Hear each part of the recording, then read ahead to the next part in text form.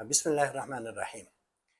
14 اگست قریب ہے، یوم آزادی قریب ہے۔ میں پورے قوم سے درخواست کروں گا کہ خاص طور سے اس موقع پر، ویسے تو ساری زندگی ہمیں ان لوگوں کا احسان مند رہنا چاہیے، لیکن خاص طور پر اس موقع پر ہم ان لوگوں کو بالکل فراموش نہ کریں، ہرگز فراموش نہ کریں، جنہوں نے اپنی جانوں کے نذرانے دے کر، اپنی جانیں قربان کر کے اس مادر وطن کا دفاع کیا۔ ابھی حالیہ جنگ میں انڈیا نے بزدلانہ حملہ کیا، ہمارے ہاں بہت سی شہادتیں ہوئی، بہت سے مدارس کے اوپر بھارت نے اٹیک کیا، مساجد کے اوپر اٹیک کیا، بہت سے لوگوں نے جام شہادت نوش کیا۔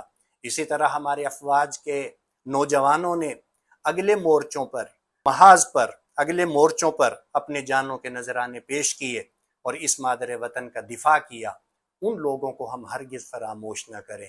انہوں نے اپنی جانیں قربان کر کے ہمیں جو ہے ہماری آزادی کو برقرار رکھا ہے۔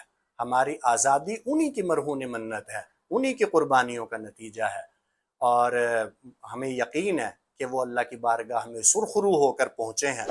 وہ شعر ان کی نظر ہے، جو بڑا پیارا شعر ہے ایک ترانے کا۔